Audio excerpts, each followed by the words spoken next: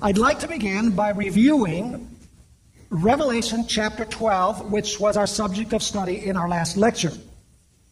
And basically this chapter is foundational for the lecture tonight and the lecture for tomorrow night. Because Revelation chapter 12 shows the different stages of the controversy between Christ and Satan, and it shows that the culprit behind the scenes is the devil. In other words, Revelation 12 connects with Genesis 3:15. Now, in the subject that we're going to study tonight, which is Daniel chapter 7 and Revelation 13, the connection is not as obvious because Genesis 3:15 is not mentioned in connection with these prophecies. But with the background of Revelation chapter 12, you see that Daniel 7 and Revelation 13 are to be understood within the context of Revelation 12 because they follow the same order of events, the same sequence. Now I'm going to go quickly through Revelation chapter 12 and review what we studied in our last lecture. We find there a woman who is with child. She's pregnant. When John sees her, the child has not been born yet, right? Which means that this represents the church in which period? In the Old Testament period before Jesus is born. But then we notice that the child is born, and what power is ruling at that time? Rome, yes, but what is it called? The dragon. The dragon stood next to the woman to devour her child as soon as the child was born. And so you go from the Old Testament, the woman being pregnant, the child not born yet, and you move on to the dragon who wants to devour the child as soon as the child is born. The child is born, but he is protected by God. And of course, this child is none less than Jesus. Now, how many horns did that dragon beast have? The dragon beast had 10 horns. And we're going to notice in our study today that those 10 horns were not always on the head of the dragon. We're going to find that the dragon ruled for a while by himself, and later on, in the period of dominion of the dragon, the 10 horns sprouted out after the kingdom had governed for a while. And then you remember that you have a period of 1,260 days, also called times, and the dividing of time, in which the woman has to flee to the wilderness, and who wants to devour the woman? Once again, who? The dragon. Who's behind all of these events? The dragon. In fact, he's called that ancient serpent, the dragon and Satan. That's the connection with Genesis 3 verse 15. In other words, behind all of these earthly kingdoms and powers is whom? The ancient serpent of the Garden of Eden, the devil and Satan.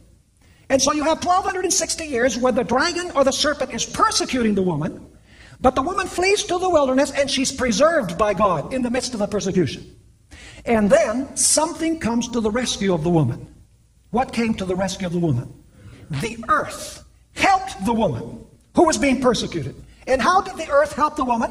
By swallowing up the waters of persecution that the serpent spewed out of his mouth. And the waters represent multitudes, nations, tongues, and peoples. In other words, the earth stops persecution.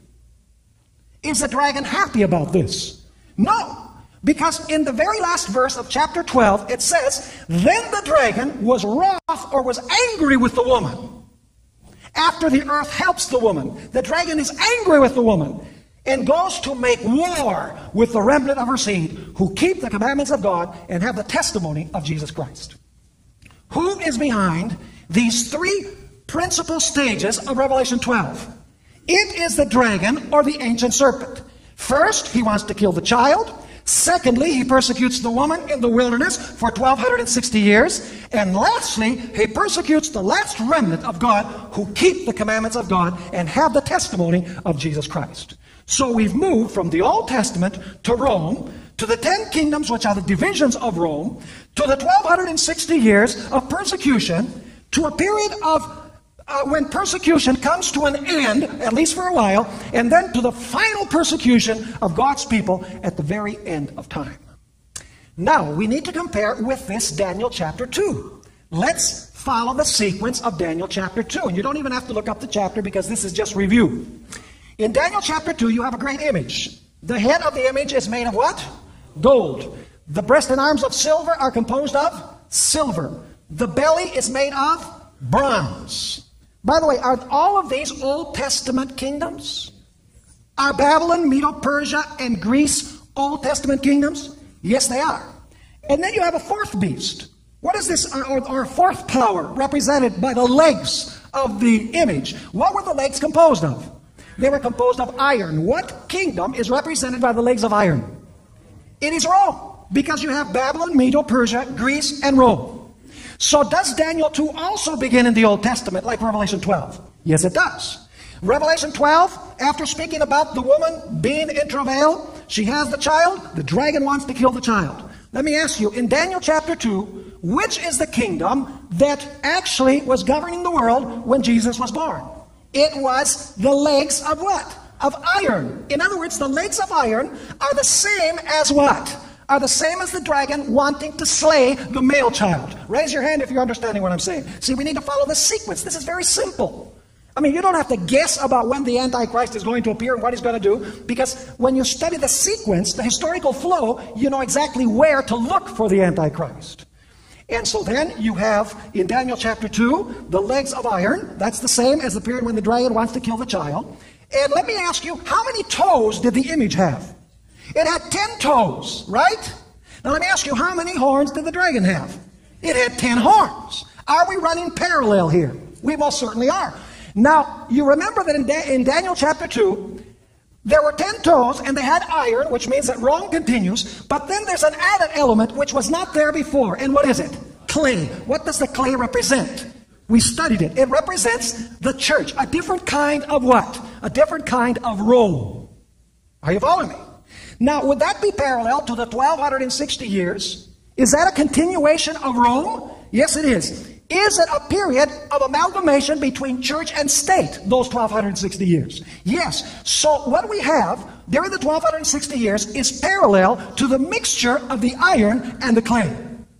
Now there's something that is not mentioned directly in Daniel chapter 2.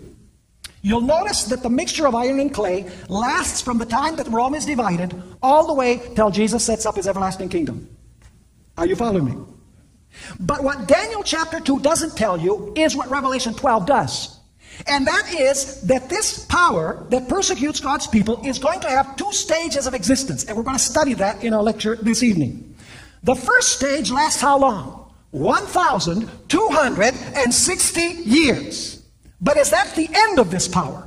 That is not the end of this power. Because the Bible tells us that this power is going to last until when? Until Jesus comes. Which means that if it has a period of dominion of 1,260 years, at some point after that, its power must be what? Suspended. But in order to rule until Jesus comes, its power must be what? Its power must be restored, and it must have a second period of dominion. Now, are you understanding my point? This is a very important point. The feet of iron and clay in Daniel chapter 2 simply tell you that there's going to be a mixture of iron and clay until Jesus comes to set up his everlasting kingdom. It doesn't give you any impression that the feet of iron and clay is going to have two stages. But Revelation chapter 12 does give you that information, because it says that this power that persecutes God's church is going to last for 1,260 years, and then it says that the earth helps the woman, and after the earth helps the woman by stopping the persecution, we're told that the dragon is enraged with the woman and goes to make war against her again. Raise your hand if you're understanding what I'm saying. This is of critical importance. Now we need to go to Daniel chapter 7, which is one of the two chapters of study. We're also going to study Revelation 13 and verses 1 through 10. Daniel chapter 7. Now, allow me to mention here the sequence that we find in Daniel chapter 7. First thing that I want us to notice is that in this chapter we have 4 beasts. And according to Daniel 7 and verse 17, these 4 beasts represent 4 kings or kingdoms. It says there, these great beasts, which are 4 kings. And we've already studied that kings and kingdoms are what? Are interchangeable, because there's no such thing as a king without a kingdom. In other words, these 4 beasts represent 4 kingdoms. Now let me ask you, just perhaps do you think that maybe these 4 beasts represent the same thing as the 4 metals in Daniel chapter 2? What do you think? How many metals were there in Daniel chapter 2? 4. There was gold, silver, bronze, and iron. In Daniel chapter 7 we had 4 beasts. The 4 beasts represent 4 kingdoms. Do the 4 metals in Daniel chapter 2 represent 4 kingdoms? Absolutely. And so Daniel 7 is actually running parallel to the prophecy of Daniel chapter 2. Now, we need to interpret some of the symbols here. It says there in Daniel chapter 7 that these beasts come forth from waters, from raging waters. Now, what do waters represent in Scripture? Isaiah 17 and verses 12 and 13 tells us what waters represent. Let's go there for a moment. Isaiah chapter 17 and verses 12 and 13. Here we find the following words. It says, "Woe to the multitude of many people who make a noise like the roar of the seas, and to the rushing of nations that make a rushing like the rushing of mighty waters." What do waters represent? They represent the tumult among what? Among nations.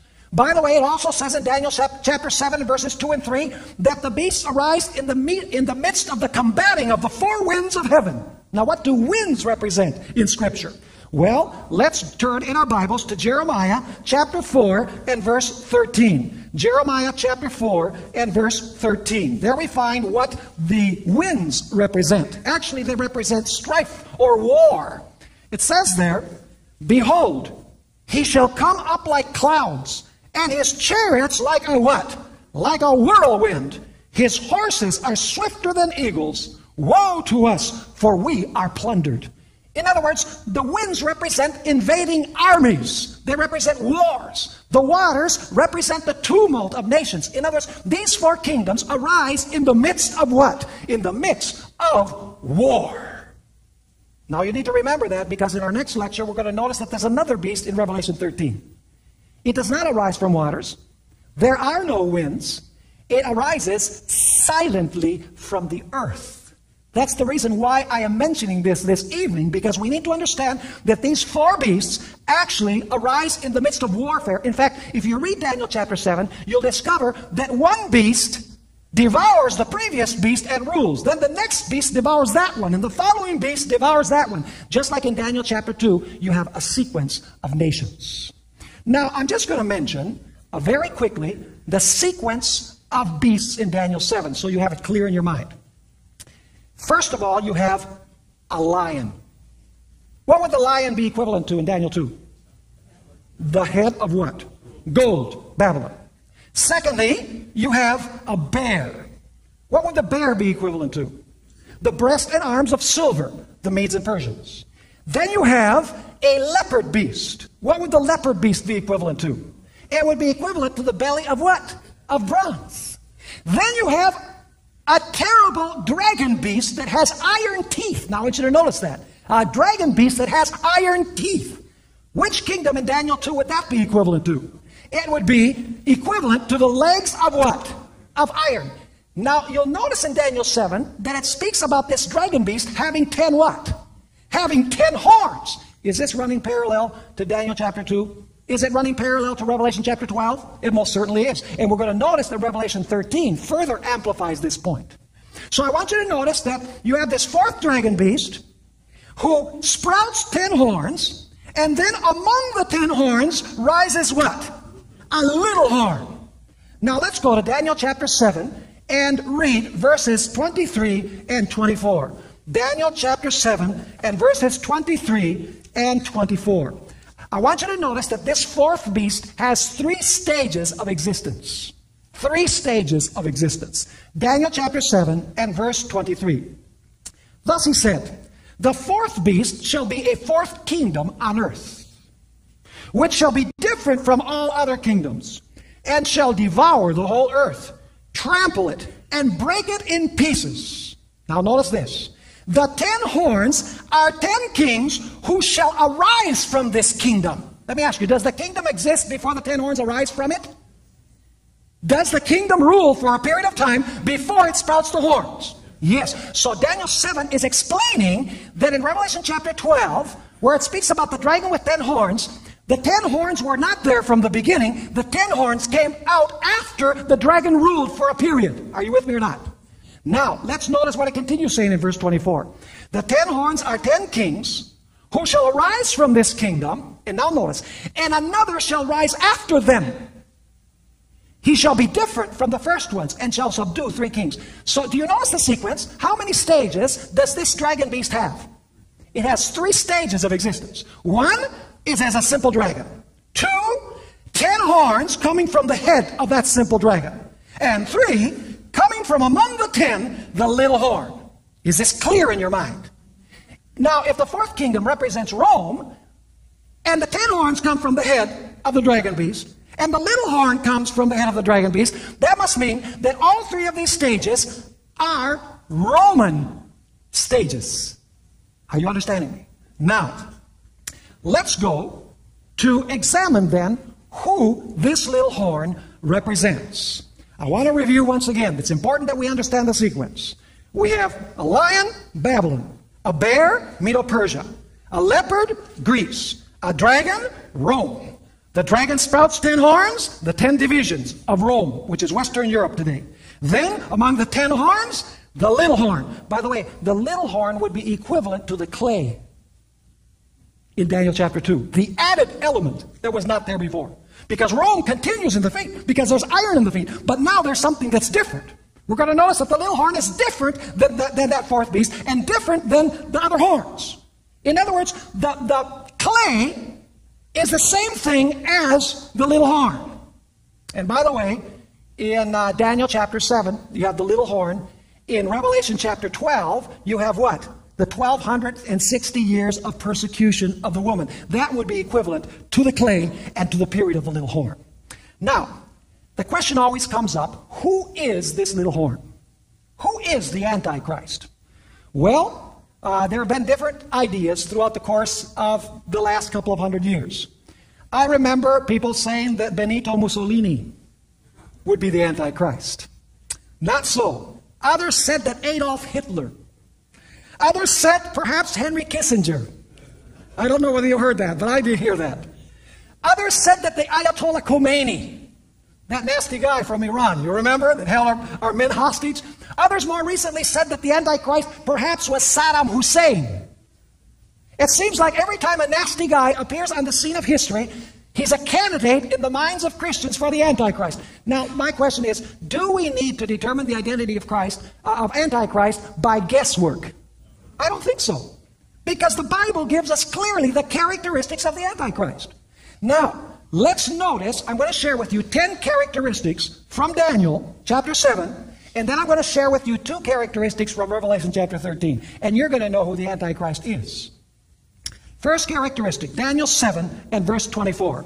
Go with me to Daniel chapter 7 and verse 24. We just read that verse, but let's read it again. It says, the 10 horns are 10 kings who shall arise from this kingdom. That is, from which kingdom? From the 4th kingdom, from Rome. And another shall rise after them. Where does the little horn rise from? From the head of what? From the head of the dragon beast. Everybody agreed? What does the dragon beast represent? Rome. So, is this horn Roman? Or is it perhaps Syria? Can't be. Because the 4th beast is not Syria. The 4th beast is Rome. So if the little horn comes from the 4th beast, and the 4th beast is Rome, this little horn must be Roman. It must be one of the stages of Rome. Not the United Empire of Rome, not the Rome that was divided into 10 kingdoms, but a Rome that came up after the 10 kingdoms came up. Now, first characteristic then, it must be a Roman power. Second characteristic, it must arise after the 10 horns are in place. Did you notice that in verse 24? It says that after the 10 horns will arise this horn. So let me ask you, are the 10 horns in place when the little horn rises? Of course. Now, when were the 10 horns in place? You can read the document that I referred to you to, that you can download at secretsunsealed.org. And I have an abundance of information there on how the 10 kingdoms were all established in the year 476 AD, when the last Roman emperor, Romulus Augustulus, was deposed from his throne. There were no emperors after him. The kingdom had been divided by the barbarian tribes that invaded from the north. So we must expect that the Antichrist will rise from Rome. It will be Roman, and it will arise after what date? It will rise after the year what? After the year 476, which is when the 10 horns are complete. Now let's go to our third characteristic. Daniel chapter 7 and verse 8. Daniel chapter 7 and verse 8. here we find another interesting and important characteristic of this little horn. It says, I was considering the horns, and there was another horn, a little one, coming up among them. Where did the little horn come up? Among what? When it says them, what is it referring to? Among the 10. Now, where were the 10 located geographically? It was in Western Europe. Was Rome divided into 10 kingdoms? Absolutely. Was that the territory of what had been Rome? Obviously, yes.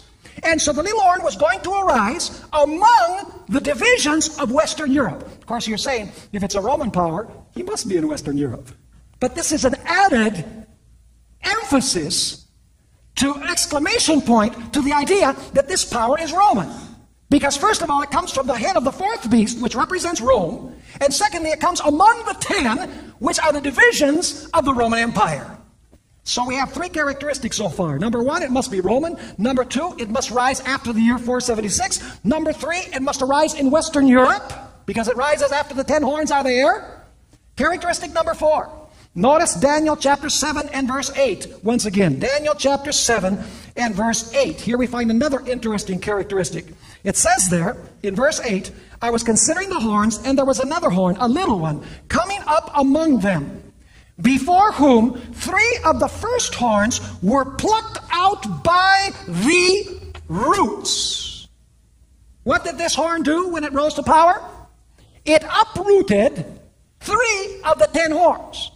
So you must find in history of Western Europe some power which uprooted 3 of the 10 barbarian kingdoms which established their nations there in Western Europe. You must have a power that uprooted 3 of the 10 horns in Western Europe. Characteristic number 5. Daniel chapter 7 and verse 25. Daniel chapter 7 and verse 25 has our 5th characteristic. And it says there, in Daniel 7 and verse 25, and there's several characteristics actually in this verse that we're going to come to, but it says there, he shall speak pompous words against the Most High. Now, Revelation 13, that we're coming to a little bit later on, says that the pompous words are what? Blasphemies. In other words, this power would speak blasphemies against the Most High. The pompous words, or the great words, are blasphemies. Now, what is blasphemy? Well, there are 2 key texts in the New Testament which describe blasphemy. There are others, but 2 key ones in relationship to what we're studying. The first is in Mark chapter 2 and verse 7, where, remember, Jesus said to the paralytic, your sins are forgiven. Did Jesus have the right to forgive sins? Why? Because he was God, right? But what did those who were present there say about him? They said, this man speaks what? Blasphemy. Who can forgive sins but only God? So let me ask you, if a man claims to have power to forgive sins and he's not God, what is that? That is blasphemy. The other important text is in John chapter 10, verses 30 to 33, where Jesus says, I and the Father are one. And they picked up stones to stone Jesus. And Jesus says, why are you going to stone me? What bad deed have I done? And they say, it's not for any good deed that we're going to stone you, but for blasphemy, because you, being a man, have made yourself God. So blasphemy is when a mere man claims to have the power to forgive sins and claims to be God on earth. Those are the pompous words of the little horn. Are you starting to catch an interesting picture here? We're letting the Bible interpret who this power is. It's not some nasty individual who's going to rise in the Middle East sometime in the future. The devil wants people to think that. Because meanwhile, the Antichrist grows in Rome, and nobody notices it because they're looking in the wrong place. Hello? Do you think the devil would want Christians to look for the Antichrist in the wrong place, at the wrong time, the wrong person? Obviously, yes, because the devil can do whatever he pleases. Now, the 6th characteristic, Daniel chapter 7 and verse 24. Daniel chapter 7 and verse 24 says something very interesting about this little horn. Daniel 7 and verse 24. It says here, the 10 horns are 10 kings that shall arise from this kingdom, and another shall rise after them. He shall be what? Different from the first ones, and shall subdue 3 kings. Is this little horn different than the other 10? Yes or no? Absolutely. Was the clay in the feet different than all of the metals that came before it? Absolutely. So this kingdom's going to be different. Because it's not only going to be a kingdom like iron, of Rome, but it's going to be an amalgamated kingdom. It's going to be a blended or mixed kingdom. A kingdom that blends or mixes what? Church and state. So we're supposed to look for a power that is different. It's not a mere political power like all of the rest of the kingdoms. It is a different type of kingdom. Just like the mixture of iron and clay is a different type of kingdom. Because all of the others were metals, whereas the feet are a combination of metal and clay. And so number 6 is that this power has to be different. Characteristic number 7. Notice Daniel chapter 7 and verse 21. Daniel chapter 7 and verse 21. Here we find in this verse, as well as in verse 25, the same idea. It says, I was watching, and the same horn was making war against the saints and prevailing against them. What did this horn do? He persecuted whom? He persecuted the saints. Notice verse 25. It says in verse 25, he shall speak pompous words against the Most High, shall persecute the saints of the Most High. Was this little horn going to be a persecuting power against the saints? Absolutely. By the way, do you know what it means by saints here? It's the same as the woman who fled to the wilderness. What does a woman represent in prophecy? It represents the church. So when it says that he persecuted the saints, what is it talking about? It says that he persecuted what? The church. So let me ask you, was the established church in the Middle Ages the true church? You want to know what the true church was in the Middle Ages? All you have to do is see which church persecuted and which church was the persecutor. Are you understanding what I'm saying? There were two churches during this period. There was the established church who persecuted the saints or the woman, and there was the true church which is represented by the woman. You say, how is this possible? Do you know that all throughout human history, the greatest enemies of God's people have been others who claim to be God's people? It began with Cain and Abel. Cain claimed to serve the true God. He killed his brother. In the Old Testament, those who hated the prophets were the very nation that they were sent to, people who claimed to serve God. Jesus Christ was crucified by those who claimed to serve God. And during the Middle Ages, God's people, God's true people, were persecuted by a church that claimed to be on God's side. And Jesus says in the end time, in John chapter 16, he says, the time is coming when those who persecute you will think that they're doing God a favor. So there's nothing new under the sun. In other words, this power would be a church that would persecute God's true people. And we're going to notice that it was during a specific period of time. Now let's go back to Daniel 7 verse 25 for characteristic number 8. Daniel 7 and verse 25, characteristic number 8. It says here, he shall speak pompous words against the Most High, shall persecute the saints of the Most High, and shall intend to change times. Let's stop there. And shall intend to change what? Times. Now you say, what does that mean, to change times? I'm going to explain it very quickly. We don't have time to read the verses. You have them in your list. Acts 1 verse 7. Jesus says it's not for you to know the times or the seasons that God has placed under his own power. By the way, he's talking about prophetic events, isn't he? It's not for you to know the sequence of prophetic events. God has those in secret. The Apostle Paul says in 1 Thessalonians 5 and verse 1, he says, regarding the times and the seasons, I don't need to talk to you about that. And then he begins talking about the prophecies concerning the second coming of Jesus. And so the word times in Scripture, when it's in a prophetic context, is referring to events that are in God's prophetic calendar. God's prophetic calendar of events. In other words, how history is going to develop. By the way, do you know that after Daniel chapter 2, Nebuchadnezzar did not like what he saw? Do you know he tried to change God's times? Because God said there's going to be Babylon, Medo-Persia, Greece, Rome. Rome is going to be divided in 10. And then among those 10 is going to rise a little horn. Then God's going to set up his everlasting kingdom. And Nebuchadnezzar, by the way, that's Daniel 7. But Daniel 2 is the same idea. Nebuchadnezzar says that's not the way it's going to be. And so what he did in Daniel 3 was raise up an image all of gold. He's saying history's not going to flow that way. It's going to flow the way I say. He was trying to change the order of prophetic events that God had established. So what would this little horn try to do? He would try to change God's prophetic calendar of events. In other words, he would point people to the wrong place, the wrong time, and the wrong powers as fulfillments of Bible prophecy. By the way, I did a series here a while back, specifically on the changing of the times. A whole 1-hour lecture on everything that the Bible says about changing the times. This little horn, in other words, thought that it could change God's sequence of events, the fulfillment of prophecy as God had indicated that it was going to be fulfilled.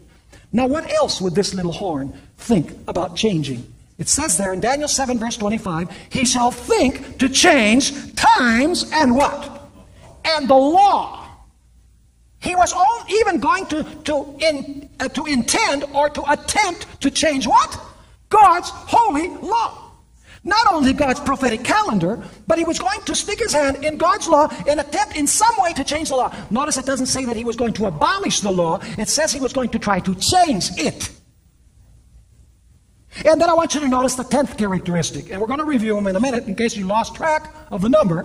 Notice, once again, Daniel chapter 7 and verse 25. How long was this power going to rule? Daniel chapter 7 and verse 25. It says here, Daniel 7 and verse 25, the following. He shall speak pompous words against the Most High, shall persecute the saints of the Most High. He shall intend to change times and law. Then, and it says the saints, you note that that's in italics, the saints shall be given into his hand for how long? For a time and times and half a time. Is this the same time period that the woman fled to the wilderness in Revelation 12? Or is this the same sequence? You're not with me tonight, are you? Yes. Is this an orderly way of studying Bible prophecy? I mean, this is not guesswork. When you follow the historical flow method, you know exactly where you are at each moment in the flow of history. It's that simple. You don't have to guess. Because it jumps out at you when you know that you're going to have Babylon, Medo-Persia, Greece, Rome. Rome was going to be divided into 10 kingdoms, 476, and then shortly thereafter, a little horn was going to arise, which fulfills all of these specifications. Now, what are the 10 characteristics? Quickly. Number 1, it must be Roman. Number 2, it must rise after the 10 horns. Number 3, it must arise among the 10 horns. That is in Western Europe. Number 4, it must pluck out 3 of the 10 horns. Number 5, it must speak blasphemy against God. It must claim to be God on earth, and it must claim to have the power to forgive sins. In other words, number 6, it must be different than the other kingdoms. Number 7, it must be a persecutor of God's people. Number 8, it must have sought to change God's order of prophetic events. Number 9, it thought that it could change the law of God. And number 10, it ruled for times, and the dividing of times. How many of you think that you know what power this is? Do you really have to guess if you know history? Now, we need to take a look at Revelation 13. Because this completes the picture. We have 2 more characteristics that I want to underline in Revelation 13. Let's go to Revelation 13, verses 1 and 2. Revelation 13 and verses 1 and 2. And you're going to tell me if this has any connection with Daniel, or whether I'm guessing. By the way, who is the power behind all of these kingdoms in Daniel chapter 7? Who's really behind the little horn? I mean, do you have to be a rocket scientist to figure out that in Revelation chapter 12, it's the dragon, the ancient serpent that goes after the woman? And in Daniel 7, it says that the little horn is the one that goes after the saints. Do you have to really be that intelligent to know that the little horn is really the emissary of Satan? You're not following me. See? Revelation 12 gives you the background. Who's behind the scenes? Whereas Daniel chapter 7 talks about the upfront guy. The power that the devil uses to persecute the saints of the Most High. Revelation 13, verse 1. Then I stood on the sand of the sea, and I saw a beast rising up out of the sea, having 7 heads and 10 horns. And on his horns 10 crowns, and on his heads a blasphemous name. Now notice verse 2, critical verse. Now the beast which I saw was like a leopard, his feet were like the feet of a bear, his mouth like the mouth of a lion. What does that scream at you? Go back to Daniel 7. By the way, do you notice the order of the powers here? In Daniel 7, it is lion, bear, leopard, dragon. In Revelation 13, it's dragon, leopard, bear, lion. Do you know why? Because Daniel is living in the period of the lion and he's looking forwards, whereas John is living in the period of the dragon and he's looking backwards. Are you understanding my point? Now notice, it says, there's 4 beasts here. It says in verse 2, now the beast which I saw was like a leopard, his feet were like the feet of a bear, his mouth like the mouth of a lion, and the dragon. There you have the 4th beast. The dragon, by the way, how many horns does that dragon have? It's the same one of Revelation 12. It has 10 horns. The dragon gave him his power, his throne, and what? And great authority. So you have lion, bear, leopard, dragon, and beast. In the prophecy of Daniel 7, you have lion, bear, leopard, dragon, 10 horns, and what? And what? And little horn. Are these prophecies running parallel? Yes, they are. So is the little horn the same as the beast? Lest any of you don't still believe that, allow me to read you some characteristics of this beast. Notice Revelation 13 and verse 7. Revelation chapter 13 and verse 7. Speaking about the beast, it says, it was granted to him to make war with the saints and to overcome them. Is that the same thing as the little horn did? Yes. Now let's notice Revelation chapter 13 and verse 6. Revelation chapter 13 and verse 6. It says, then he opened his mouth in... Oh, by the way, look at this. Then he opened his mouth in what? Did the little horn do that? Yes, opened up his mouth in blasphemy against God, to blaspheme his name, his tabernacle, and those who dwell in heaven. I wish I had time to speak about each one of those phrases. Each one of those phrases deserves 15 minutes, at least. And now notice, how long does this power rule? Notice verse 5. It says, and he was given a mouth speaking great things and blasphemies, and he was given authority to continue for 42 months. Now isn't this interesting? How long is 42 months? Well, the biblical month has 30 days. Let's do the operation. 42 months times 30 days each. How much is that? 1,260. Does that sound familiar? Is this the same period as the times and dividing of time of the little horn? Is it the same period of the 1,260 days that the woman flees into the wilderness? Yes, these prophecies are all parallel. And Revelation 12 shows that the devil is the power behind all of these. Now we need to take a look at the last two characteristics. Revelation chapter 13 and verse 3. Do you remember that the clay continues until the second coming of Jesus? The iron and clay mixture is the last power until Jesus comes. In Daniel chapter 7, I want you to notice this. In Daniel chapter 7, it says that the little horn rules for time, times, and the dividing of time. But then Daniel 7 explains that the little horn, its dominion will be taken away when Jesus comes. So implicitly in Daniel chapter 7, what it's saying is that this little horn is going to govern for 1,260 years, time, times, and the dividing of time. And then somehow after this period of dominion, it is going to rule what? Again, because if its dominion is taken away when Jesus comes, it must rise to power again. Raise your hand if you're understanding what I'm saying. So how many stages is this little horn or this beast power going to have? It's going to have actually 3 stages. We already noticed, actually it has 2. The first is the 1,260 years, and the second is what? When it recovers its power. Now let's notice Revelation chapter 13 and verse 3. Revelation chapter 13 and verse 3. Here we find a very interesting characteristic of this beast. It says there, and I saw one of his heads as if it had been mortally wounded. Would you say that that took place when the 1,260 years came to an end? Of course. That's what cuts its career short of the second coming, at the end of 1,260 years. And so it says, and his deadly wound was what? Is he going to have another power of dominion? Is he going to rule until Jesus comes? Absolutely. It says his deadly wound was healed, and all the world marveled and followed the what? And followed the beast. How many stages is this power going to have? It's going to have 2 stages. One of the stages is already what? Past. The other stage is still future. Now, I want you to notice Revelation chapter 13 and verses 9 and 10. What was it that wounded this power? Because he received a deadly wound. How was he wounded? Revelation 13 and verse 9. If anyone has an ear, let him hear. He who leads into captivity shall go into captivity. He who kills with the sword must be killed with the sword. Here is the patience and the faith of the saints. How is this power killed? How did it receive its deadly wound? With the sword. Is that clear? Now, what does the sword represent? Yes, the sword represents the Word of God, but not in this particular verse. Who bears the sword according to the Apostle Paul? We don't have time to look up the text. But in Romans chapter 13, it says that the government has the what? The government has the power of the sword. And God said it's for your good. And if you misbehave and you don't obey the civil magistrates, He will use the what? He will use the sword. So the sword represents the civil power. I don't know whether you're following me or not. Which must mean that at the end of the 1260 years, the civil power was going to rise to give this religious power a deadly wound. Are you with me or not? And so that's another characteristic. It has to be a power that after the 1260 years was wounded by the civil power, but this power is going to recuperate its worldwide clout. Final characteristic, and then we'll quickly identify this power. I think that you already know who it is. What is the number of this power? Go with me to Revelation chapter 13 and verse 18. Revelation chapter 13 and verse 18.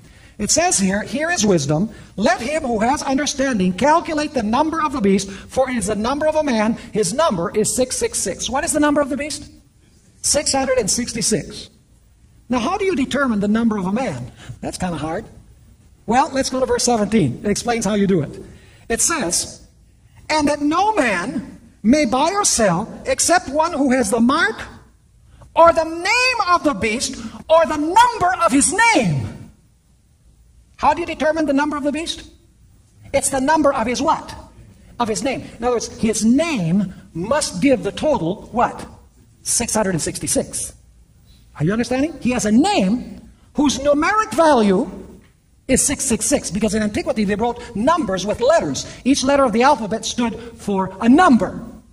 Now let me ask you, what language do you suppose we should use to try and find this name?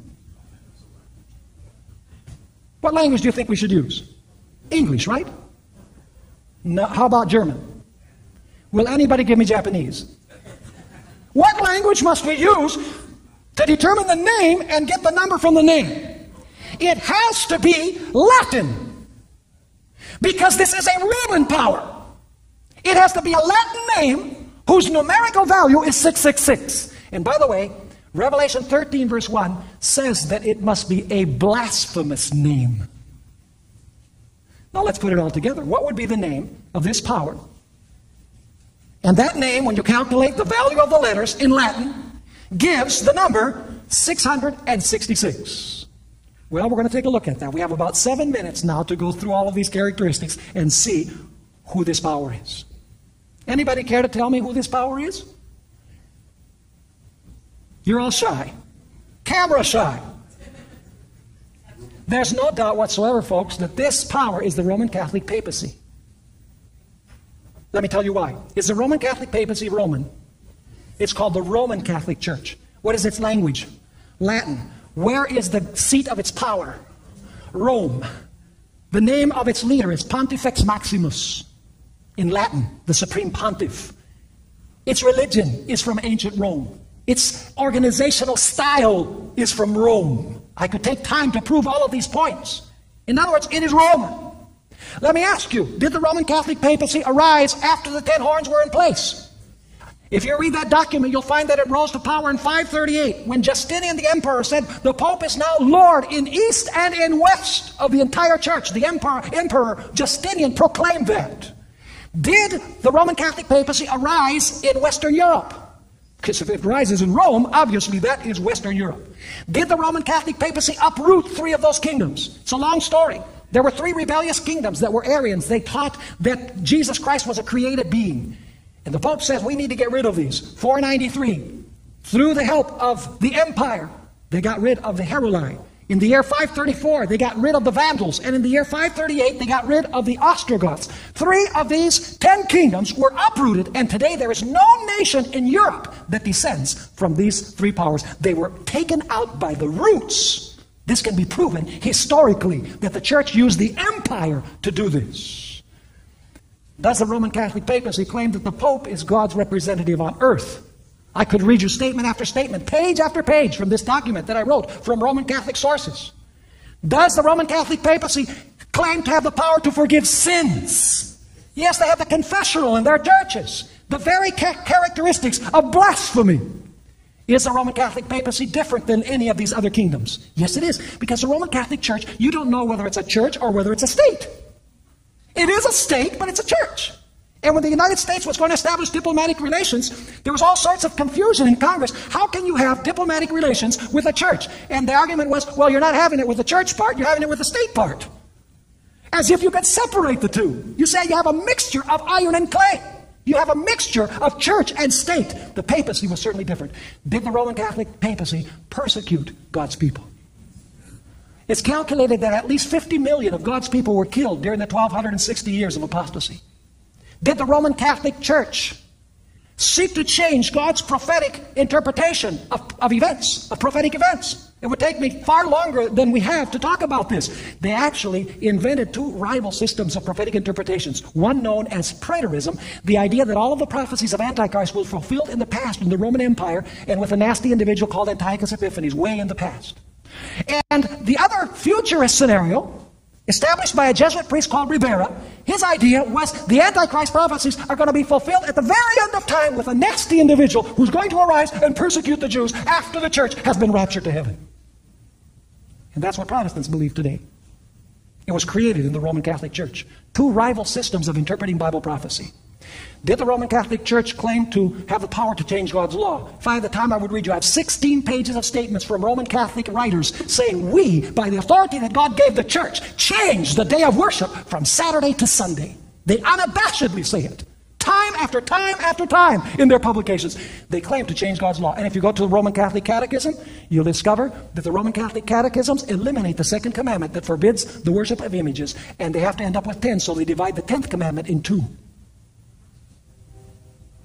Did the Roman Catholic papacy govern for 1260 years? Yes. When Justinian's decree was implemented in the year 538, that was the beginning. And lo and behold, in February 10 of 1798, Napoleon Bonaparte entered Vatican City, and through his general, Berthier, the Pope was arrested, and he was taken captive, like it says. He who leads into captivity will be taken into captivity. And the civil power of France arose against the papacy and withdrew its power. And the Roman Catholic Church has not been the same since, but it is slowly recovering its power, if you're able to see what's happening in the world today. Is the Roman Catholic papacy, does it have a lot more prestige now than it used to? It most certainly does. I mean, the Pope sneezes, and the media dedicates all of their news shows just to that. Because this power has tremendous prestige. But the Bible calls it the Antichrist. Now, understand me. I'm not saying that everybody in the Roman Catholic system is bad. Most of God's true people are there. Believe it or not. That's why God says, come out of her, my people. God must have people there in Babylon in order for him to call them out. And finally, folks, not only was the papacy wounded, and its deadly wound is in the process of healing. See, it's going to dominate the world again. The whole world is going to follow this system, even Protestants. But also, the Pope has a name.